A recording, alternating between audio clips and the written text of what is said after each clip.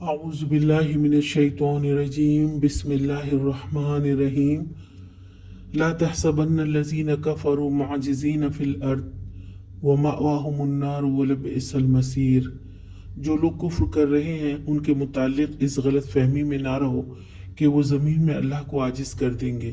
ان کا ٹھکانہ دوزخ ہے اور وہ بڑا ہی برا ٹھکانہ ہے۔ اب اللہ تعالیٰ اپنے نبی صلی اللہ علیہ وسلم سے مخاطب ہیں کہ آپ یہ نہ سمجھیں کہ کافر اللہ کے اس دین کو نافذ ہونے سے روک لیں گے۔ یہ دشمنان اسلام اللہ کو اس کی مرضی سے روک لیں گے۔ اللہ کا وعدہ تو پورا ہو کر رہے گا۔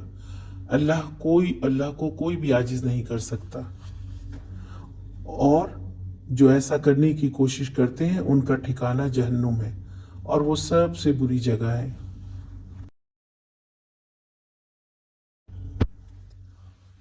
آج کا سوال، اللہ تعالیٰ کے دین کی مخالفت کرنے والوں کا ٹھکانہ کہاں ہے؟